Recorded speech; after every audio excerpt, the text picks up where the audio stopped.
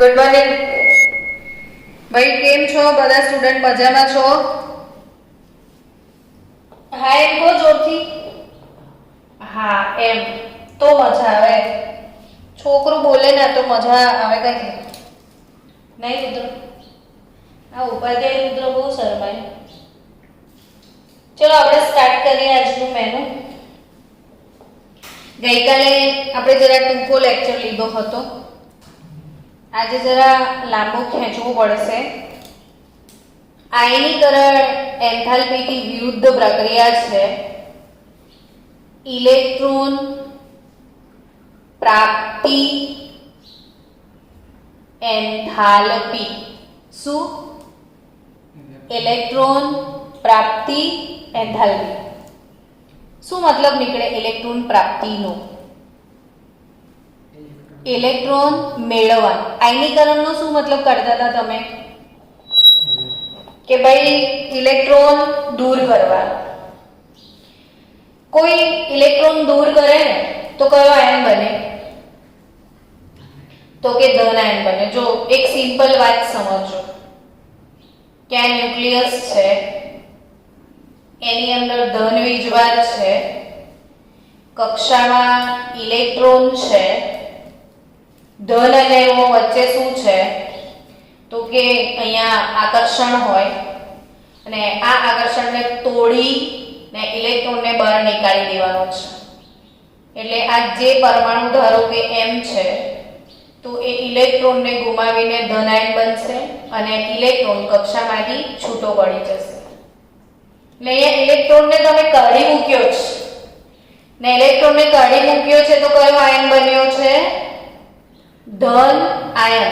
અને આ ધન આયન બનાવવા માટે ઉર્જા આપવી પડે.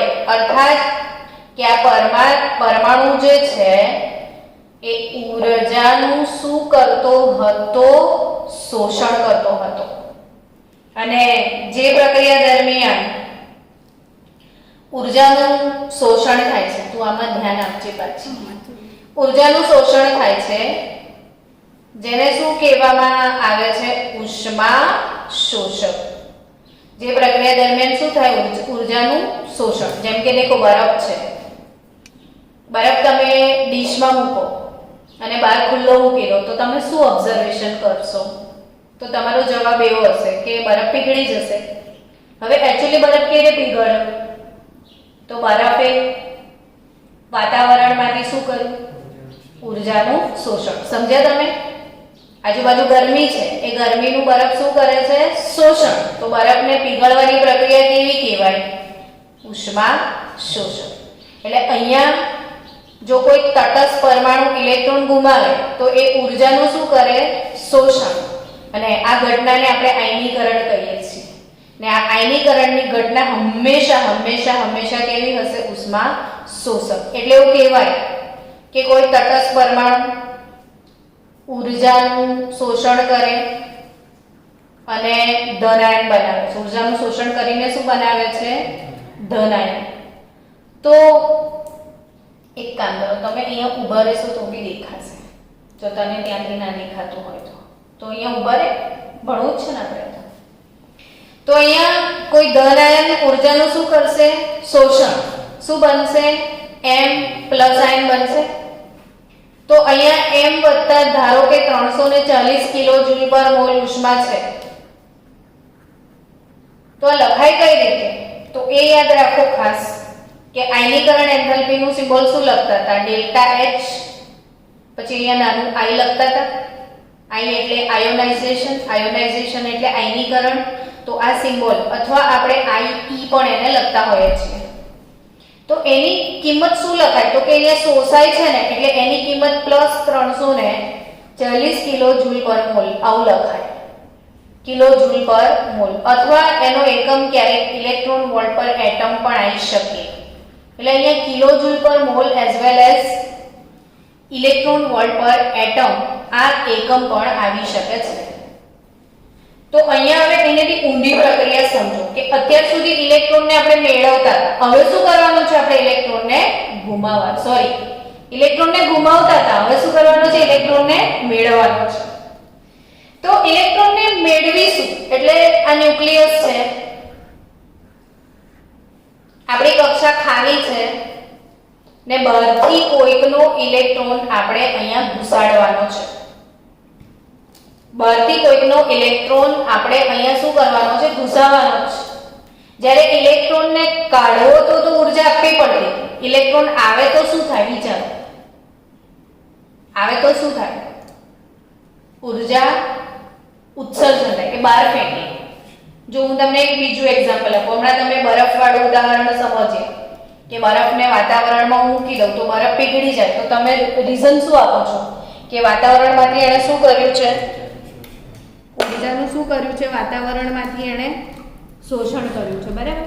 પણ ગરમ ગરમ ચાનો કપ છે, એકદમ ગરમ ગરમ ચા છે, તો એ ગરમ ચાનો કપ હું વાતાવરણમાં મૂકું તો શું ઘટના બને? એવું કહો મને.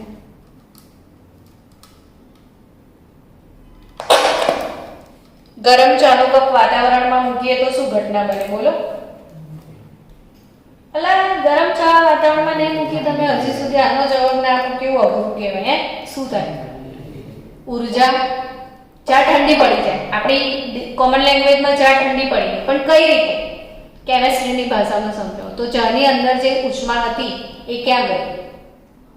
વાતાવરણમાં ગઈ. એટલે એ ચાએ પોતાની ઊર્જા શું કરી? ગુમાવી, બહાર ફેંકી દીધી, એવું મતલબ થયો ને. તો એ ઘટના કેવી? ઉષ્મા શોષક કે ક્ષેપક? ચા ગરમ ગરમ છે, એ ઠંડી પડે છે, એ ઘટના કેવી? શોષક કે ક્ષેપક? ક્ષેપક. સમજો, એટલે ફીલ કરો વસ્તુઓને, ગોખશોને. આમાં બરફની જેમ ઊર્જા શોષાય છે, આમાં ઉષ્મા બહાર ફેંકીએ છીએ આપણે, તો એ ઘટના કેવી કહેવાય? ઉષ્મા ક્ષેપક. સમજ્યા? તો અહીંયા એક કોમન વાત છે કે ઇલેક્ટ્રોન જાય ત્યારે શોષાય. કેમ શોષવી પડે? તો કે આ આકર્ષણને તોડવા માટે, કશું બી તોડવા માટે શક્તિ જોઈએ કે ના જોઈએ?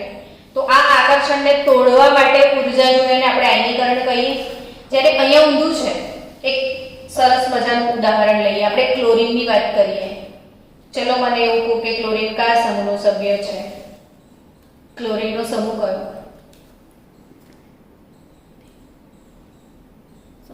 17મા સમૂહનો સભ્ય છે. ચલો 17મા સમૂહના સભ્યની સામાન્ય ઇલેક્ટ્રોન રચના બોલો. ક્લોરીનની સામાન્ય ઇલેક્ટ્રોન રચના આવડતી હશે ને તમને? ક્લોરીનનો તો નંબર બી 17 છે. બોલો, સરસ કહેવાય ને. સમૂહ બી 17 છે, નંબર બી 17 છે, ક્લોરીનને મેચિંગ છે. તો નિયોન 3s2 3p5 આ 17મો સમૂહ હોય ને, એટલે છેલ્લી કક્ષામાં 7 ઇલેક્ટ્રોન હોય. 5 અને 2 7 થયા. હવે વિચારવાની, છેલ્લી કક્ષામાં 7 ઇલેક્ટ્રોન છે, એટલે ક્લોરીનની આજુબાજુ હું 7 ઇલેક્ટ્રોન આ રીતે બતાવી શકું, બરાબર. હવે તમને ખબર હશે કે આખા આવર્ત કોષ્ટકમાં જેટલા પણ તત્વો છે એ બધાને પોતાની છેલ્લી કક્ષામાં કેટલા ઇલેક્ટ્રોન હોય તો ગમે? 8. એને શું કહેવાય? અષ્ટક રચના. શું કહેવાય? એટલે બધાની ઈચ્છા કેવી છે કે આપણે શું પ્રાપ્ત કરેલું હોવું જોઈએ? અષ્ટક. વિચારો કે ક્લોરીન પાસે કેટલા છે? 7. એને અષ્ટક પૂર્ણ કરવા માટે કેટલા ખૂટે છે? એક જ ખૂટે. તો એને તો કેવું હશે કે આ ભગવાને મને બહુ અન્યાય કર્યો, કાશ મને એક આપી દીધો તો. થાય કે ના થાય? એટલે ક્લોરીનને એવું છે કે કાશ કોઈ આए અને મુझे એક ઇલેક્ટ્રોન દે જાય. એટલે તીવ્ર ભિખારી છે આ એક ઇલેક્ટ્રોન માટે. એટલે ક્લોરીનને કેવું હશે કે ભાઈ એની પાસે જે 7 ઇલેક્ટ્રોન છે ને બહારથી કોઈ એક ઇલેક્ટ્રોન આપી દે તો કેટલો ખુશ થઈ જાય કે હાશ મેં તો બની જઈશ હવે નિષ્ક્રિય.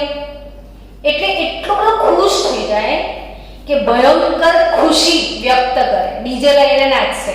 એક ઇલેક્ટ્રોન મળી ગયો, મળી ગયો, મળી ગયો. અને એની જે ખુશી છે એ બહાર ફેંકશે. અને જે બહાર ફેંકે છે એ શું? ઊર્જા કહેવાય. સમજ્યા તમે? એટલે એ જે ખુશીને બહાર ફેંકે છે, જે ઊર્જાને એ બહાર ફેંકે છે એ ઉર્જાને આપણે શું કહે છે? ઇલેક્ટ્રોન પ્રાપ્તિ એન્થાલ્પી. જો સમજો, એણે ઇલેક્ટ્રોન શું કર્યું? મેળવ્યો. એ ઘટનાને શું કહેવાય? ઇલેક્ટ્રોનની પ્રાપ્તિ થઈ. હવે એને ઇંગ્લિશમાં શું કહેશો? જુઓ તો કે ઇલેક્ટ્રોન પ્રાપ્તિ એટલે ગેઇન. સમજે? ઇંગ્લિશમાં શું કહેવાય? Electron gain enthalpy. અને ઇલેક્ટ્રોન ગેઇન એન્થાલ્પી એટલે Eg. તો એનો સિમ્બોલ શું લખાય? કોઈ બી એન્થાલ્પી હોય કેમિસ્ટ્રીમાં એટલે H જ કહેવાય. એન્થાલ્પી એટલે ઉર્જા. ઉર્જા એને ઇંગ્લિશમાં તમે હીટ કહેવાના છો. શું કહેવાના છો? હીટ.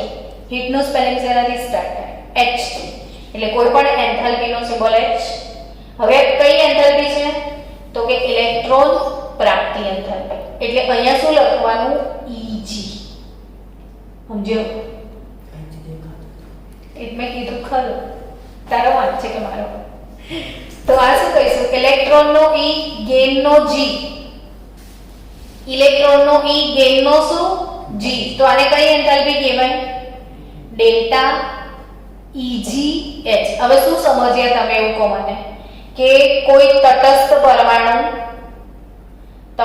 પરમાણુ ઇલેક્ટ્રોન મેળવે ત્યારે શું થાય? સમજાવો તમારા વર્ડ્સમાં.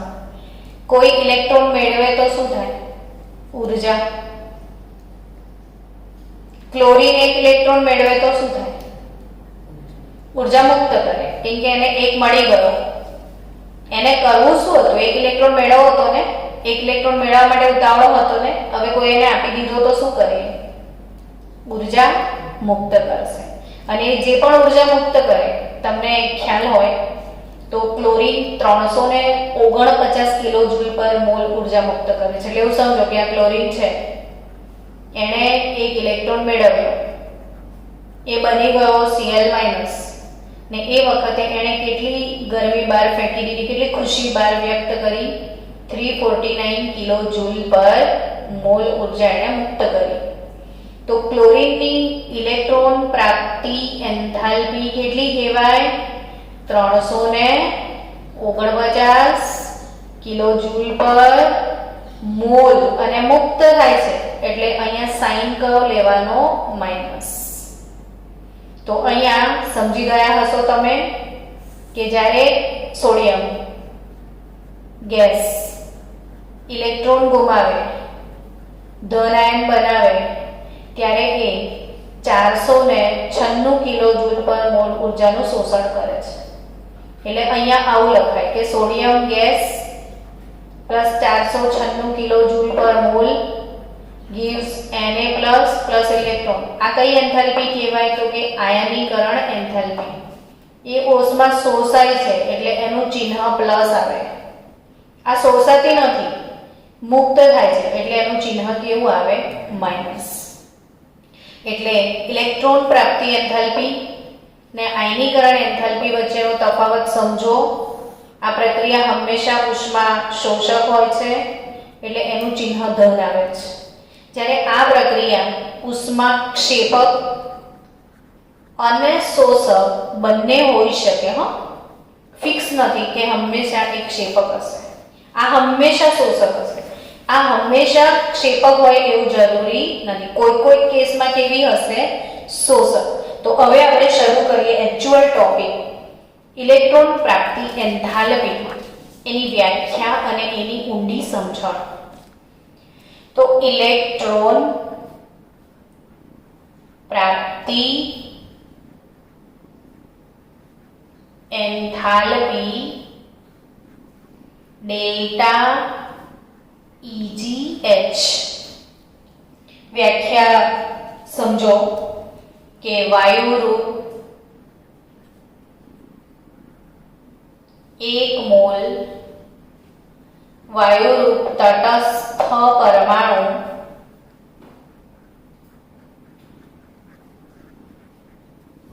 મોલ વાયુરૂપ તટસ્થ પરમાણુમાં 1 મોલ ઇલેક્ટ્રોન દાખલ થઈને 1 મોલ ઋણ આયન બને ત્યારે થતો ઊર્જાનો ફેરફાર. અહીંયા મુક્ત થાય છે, શોષાય છે એવો કોઈ શબ્દ વાપરવાનો નથી. કેમ કે ક્યારેક શોષાય પણ છે ને ક્યારેક મુક્ત પણ થાય છે. એટલે અહીંયા શોષાતો કે ઉત્પન્ન થતો શબ્દને બદલે શું શબ્દ વાપરીશું? ઊર્જાનો ફેરફાર. તો હવે ફરીથી બધા જ એક સાથે વ્યાખ્યા બોલો કે 1 મોલ વાયુરૂપ તટસ્થ પરમાણુમાં 1 મોલ ઇલેક્ટ્રોન દાખલ થઈને શું બને છે? 1 મોલ ઋણ આયન. ત્યારે થતો ઊર્જાનો ફેરફાર એને શું કહેવાય? ઇલેક્ટ્રોન પ્રાપ્તિ એન્થાલ્પી. ધારો કે કોઈ ગેસિયસ પરમાણુ છે, એમાં ઇલેક્ટ્રોન દાખલ થાય છે, A- ગેસિયસ આયન બને છે અને એ વખતે થતો ઊર્જાનો ફેરફાર ઇલેક્ટ્રોન પ્રાપ્તિ એન્થાલ્પી કહેવાય. એ નેગેટિવ કે પોઝિટિવ હોઈ શકે. હવે કયા કેસમાં પોઝિટિવ છે અને નેગેટિવ છે એ એક ચર્ચા કરવાનો વિષય છે, એ સમજી લઈએ. તો કે કોઈ પણ તત્વ છે, ધારો કે ઓક્સિજન છે. આ પ્રશ્ન નીટમાં બહુ જ પૂછાય છે. ઓક્સિજન વાળો પ્રશ્ન એનો હોટ ફેવરિટ ક્વેશ્ચન છે કે ઓક્સિજન ગેસ એમાં પહેલો ઇલેક્ટ્રોન દાખલ થાય ને O- આયન બને એ વખતે જે ઊર્જા મુક્ત થઈ એને પ્રથમ ઇલેક્ટ્રોન પ્રાપ્તિ એન્થાલ્પી કહેવાય. તમને ખ્યાલ છે પહેલો ઇલેક્ટ્રોન દૂર થતો તો પ્રથમ આયનીકરણ એન્થાલ્પી, બીજો દૂર થાય તો દ્વિતીય આયનીકરણ એન્થાલ્પી, ત્રીજો દૂર થાય તો તૃતીય આયનીકરણ એન્થાલ્પી. એવી રીતે અહીંયા પહેલો મેળવે તો પ્રથમ ઇલેક્ટ્રોન પ્રાપ્તિ એન્થાલ્પી, બીજો મેળવે તો દ્વિતીય ઇલેક્ટ્રોન પ્રાપ્તિ એન્થાલ્પી, ત્રીજો મેળવે તો તૃતીય ઇલેક્ટ્રોન પ્રાપ્તિ એન્થાલ્પી. હવે પહેલો મેળવે, ઓક્સિજન જ્યારે પહેલો મેળવે ત્યારે ઊર્જા મુક્ત થાય એટલે એની પ્રથમ ઇલેક્ટ્રોન પ્રાપ્તિ એન્થાલ્પીનું મૂલ્ય નેગેટિવ આવે છે. પણ પહેલો મેળવ્યા પછી જ્યારે એ ઋણ આયન બની જાય છે અને બીજો ઇલેક્ટ્રોન મેળવે છે ને O- બનાવે છે. શું બનાવે છે? O-. તો બીજી વખતે જ્યારે ઇલેક્ટ્રોન મેળવે ત્યારે એ નેગેટિવ નહીં હોતું, કેવું થઈ જાય છે?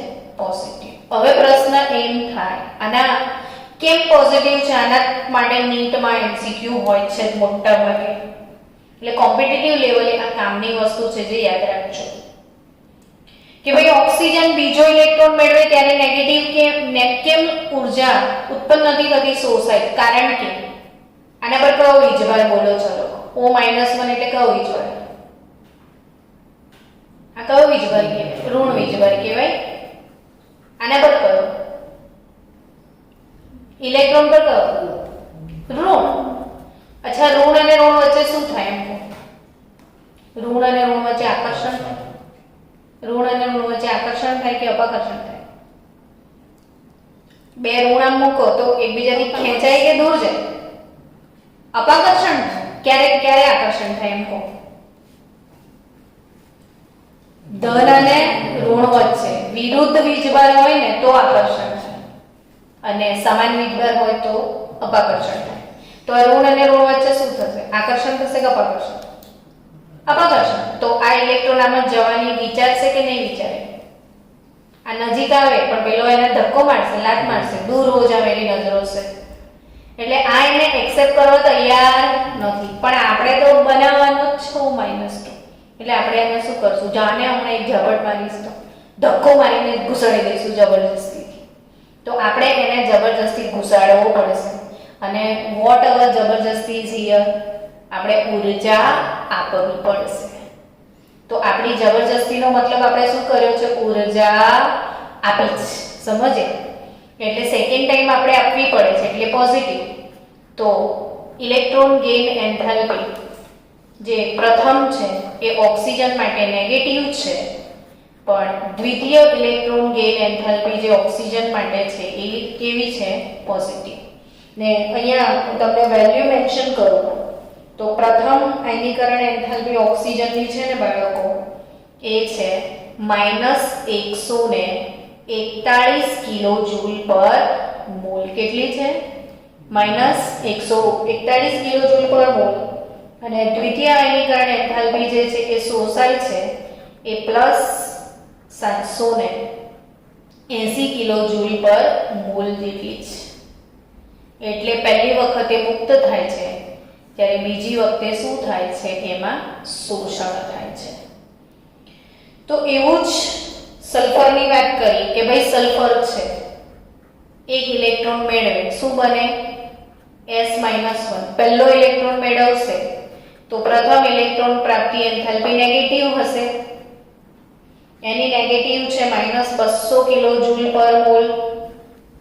અહીં તમને એ બી શીખવા મળશે કે ઓક્સિજનની જે છે ને એના કરતાં સલ્ફરની વધારે છે. શીખવા મળ્યું ને? એક આ વસ્તુ બી શીખવા મળે કે ઓક્સિજન કરતાં કોની ઇલેક્ટ્રોન પ્રાપ્તિ એન્થાલ્પી વધારે છે? સલ્ફર. ઈવન મેં ક્લોરીનની બી વાત કરી હતી હમણાં કે ક્લોરીન એક ઇલેક્ટ્રોન મેળવે ને ક્લોરાઇડ બનાવે ત્યારે કેટલી ઉર્જાનું શોષણ થાય છે? મુક્ત થાય છે 349. એટલે ક્લોરીનની ઇલેક્ટ્રોન પ્રાપ્તિ એન્થાલ્પી આ બંને કરતાં ઊંચી છે, આવો મતલબ થાય. ઓક્સિજનની કેટલી છે? -144, સલ્ફરની -200. હવે આ S- ફરી એક ઇલેક્ટ્રોન મેળવે એટલે S-2 બને ને, -1 -2 વીજભાર થાય. બીજી ઇલેક્ટ્રોન મેળવે તો બીજી ઇલેક્ટ્રોન પ્રાપ્તિ એન્થાલ્પી કહેવાય. બોલો આન્સર આપો. પોઝિટિવ હશે કે નેગેટિવ? બીજી ઇલેક્ટ્રોન પ્રાપ્તિ એન્થાલ્પી કેવી હશે?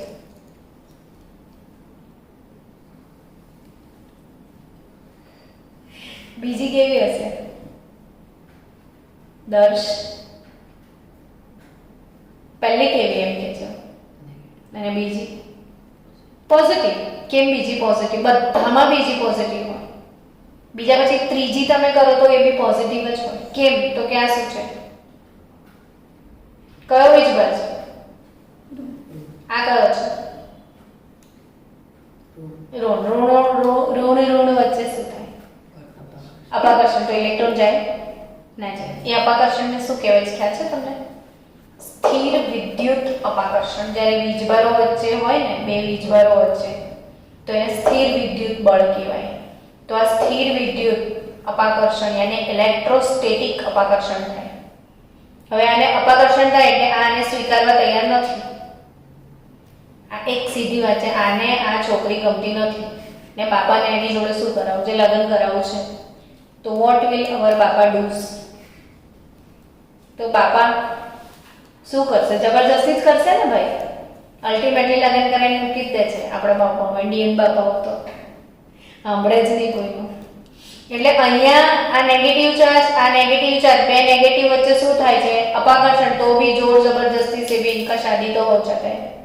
तो उस टाइम वो एनर्जी यहाँ पे रिलीज नहीं होता है, धक्का मार के डालना पड़ता है इलेक्ट्रॉन. तो सेकेंड गेन इलेक्ट्रॉन केवी हશે આની? પોઝિટિવ. આ જો ને, આ નેગેટિવ છે, આ પોઝિટિવ છે. એવું સલ્ફરનો બી સેકેન્ડ પોઝિટિવ છે. 590 કિલો જૂલ પર મોલ છે. કેટલી છે સેકેન્ડ? 590 કિલો જૂલ પર મોલ. તો આપણે નાઇટ્રોજનની વાત કરીએ કે ભાઈ નાઇટ્રોજન પહેલો ઇલેક્ટ્રોન મેળવે તો શું બને? N- બને. એની પહેલો ઇલેક્ટ્રોન મેળવે એટલે પ્રથમ ઇલેક્ટ્રોન પ્રાપ્તિ એન્થાલ્પી કહેવાય. હવે N- શું કરે? બીજો ઇલેક્ટ્રોન મેળવે તો શું બને? N-2. આ N-2 શું કરે? ત્રીજો ઇલેક્ટ્રોન મેળવે તો શું બને? N-3. પહેલો મેળવ્યો, બીજો મેળવ્યો, ત્રીજો મેળવ્યો.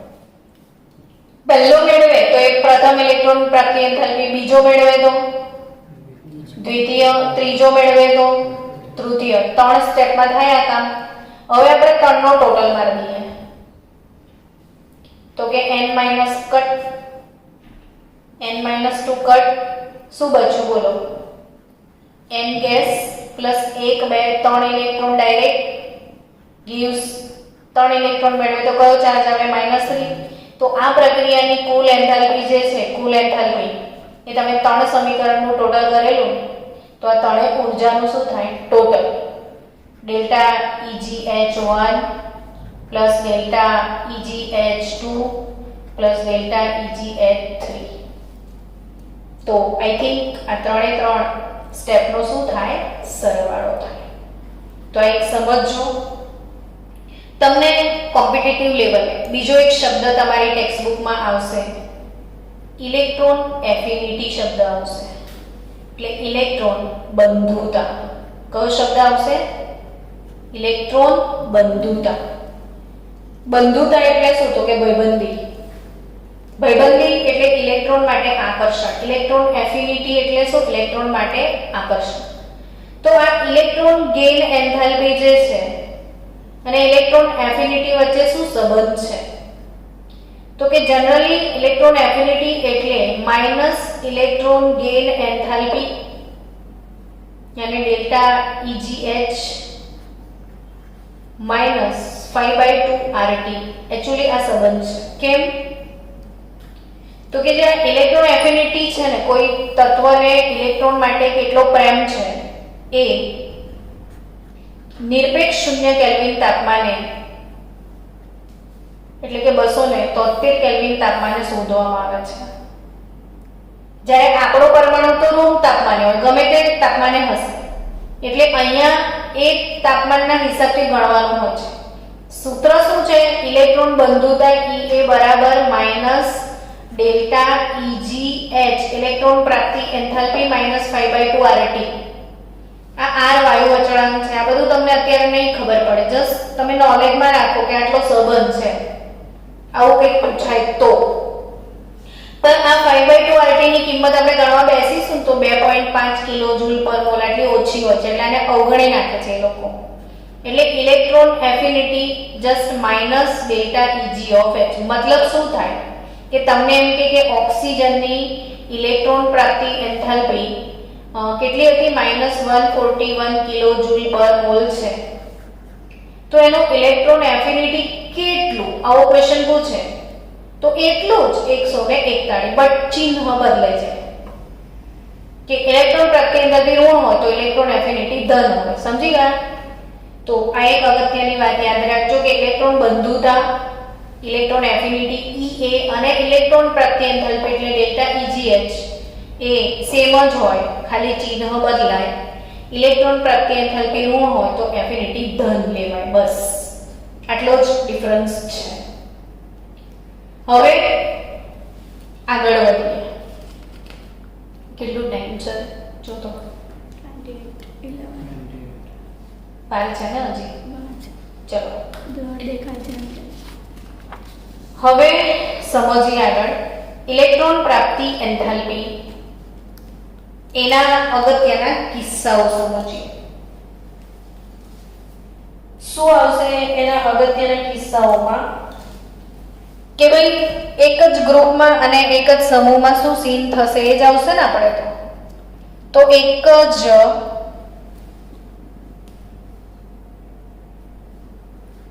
આવર્તમાં ડાબેથી જમણી તરફ જતા. એક જ આવર્તમાં ક્યાં જાઓ? ડાબેથી જમણી તરફ.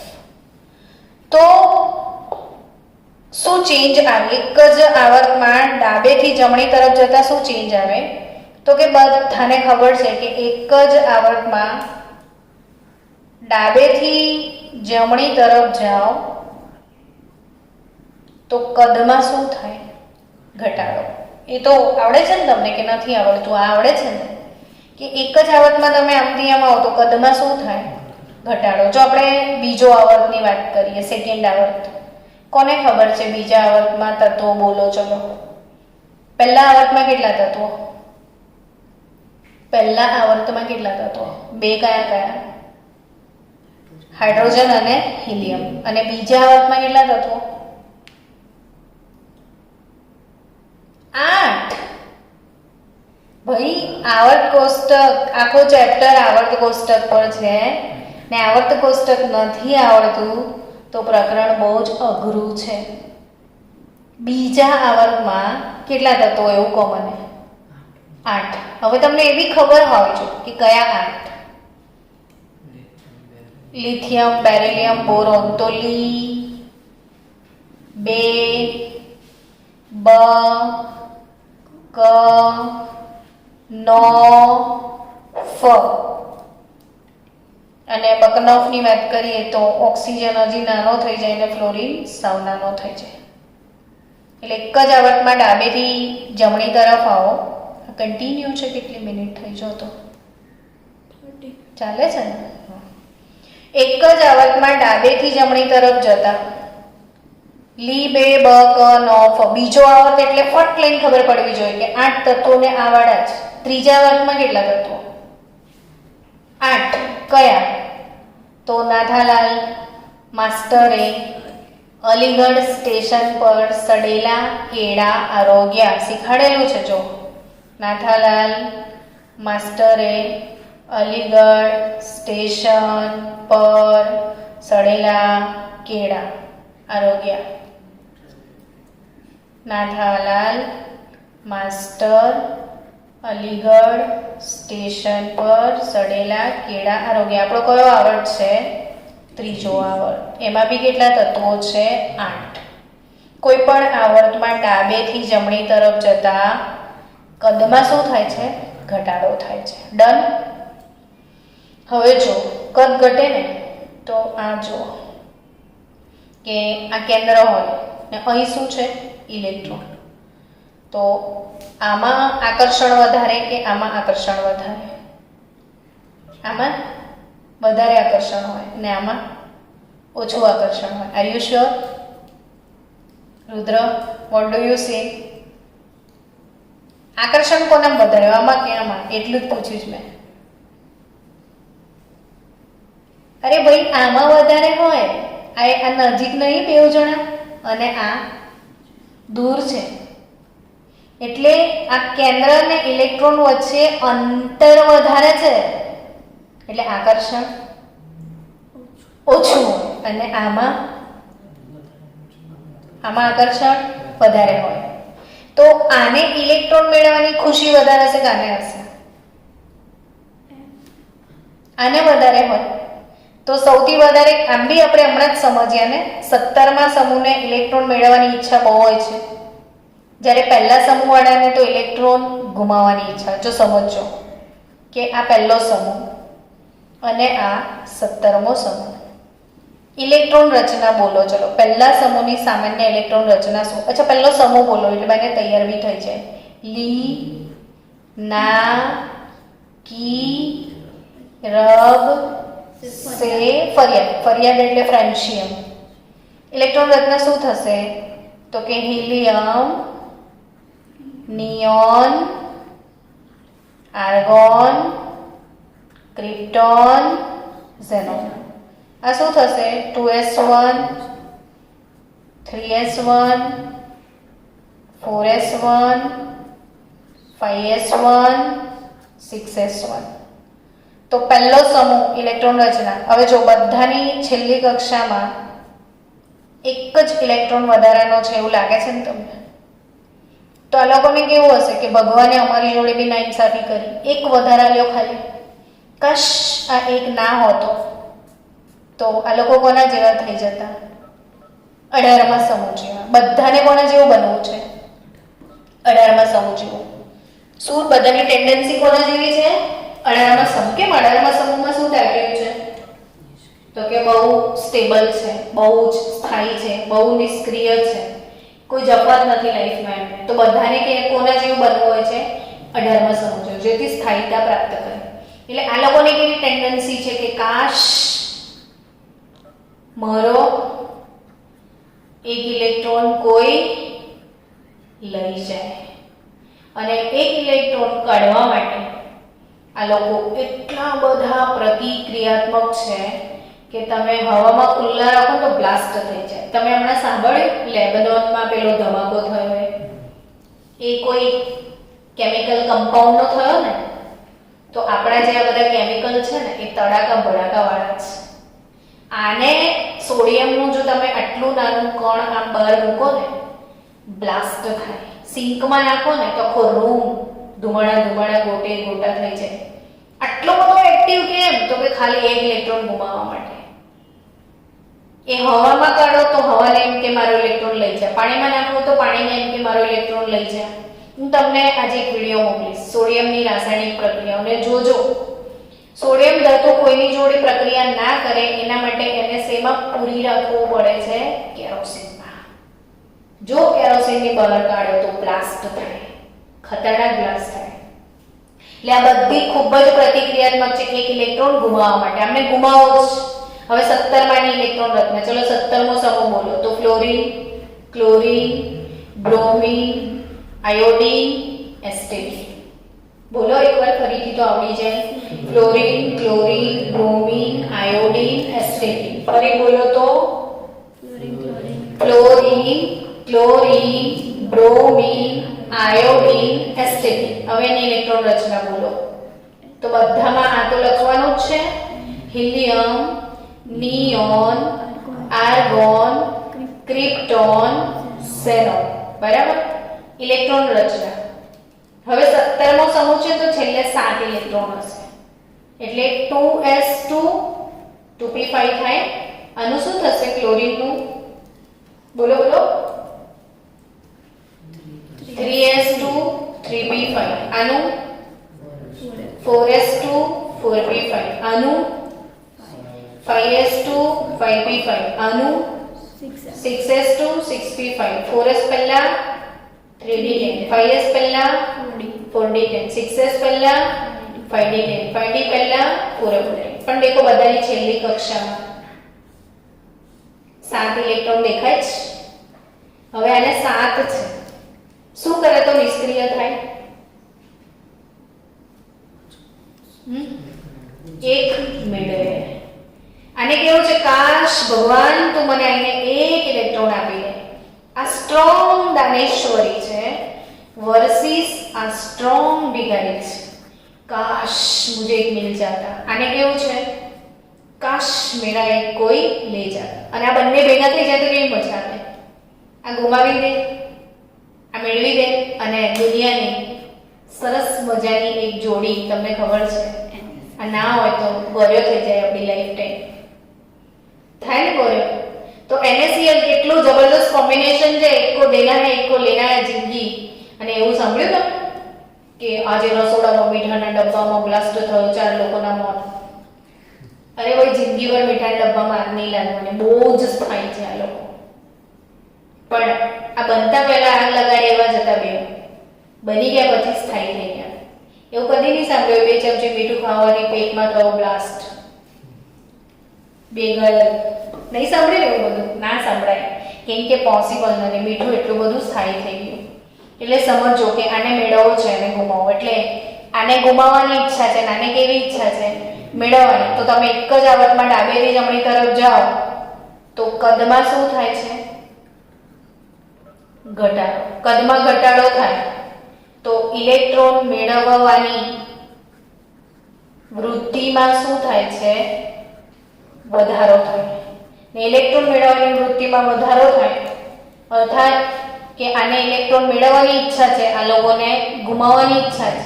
એટલે એક જ આવર્તમાં ડાબેથી જમણી તરફ જતા ઇલેક્ટ્રોન પ્રાપ્તિ એન્થાલ્પી વધુ ઋણ બને. વધુ ઋણ બને. વધુ ઊર્જા. ધારો કે આને 10 મુક્ત કરીને આને 70 મુક્ત કરી, પણ મુક્ત કરી છે એટલે ચિહ્ન તો માઈનસ આવશે. તો આ -10 ને -70 આમ તો વધી, પણ શબ્દ શું કહેવાય? વધુ ઋણ બને. શું કહેવાય? વધુ ઋણ બને. તો એક જ આવર્તમાં ડાબેથી જમણી તરફ આવો તો ઇલેક્ટ્રોન મેળવવાની જે તમન્ના છે એ વધતી જાય છે. તો ઇલેક્ટ્રોન પ્રાપ્તિ એન્થાલ્પીનું મૂલ્ય વધશે. એટલે ઇલેક્ટ્રોન પ્રાપ્તિ એન્થાલ્પી કેવી બને છે? વધુ ઋણ બને છે. જ્યારે એનાથી ઊંધું એક જ સમૂહમાં ઉપરથી નીચે તરફ જશો, ક્યાંથી ક્યાં જશો એવું કીધું મેં? એક જ સમૂહમાં ઉપરથી નીચે તરફ જતા. તો એક જ સમૂહમાં ઉપરથી નીચે તરફ જાઓ તો કદ ઘટે ના. શું થાય? કદ વધે. આ મોટા ભાઈ છે, આપણા મોટા ભાઈ કોણ છે? આખા કોષ્ટકમાં મોટું ભાઈ કોણ છે? સીઝિયમ.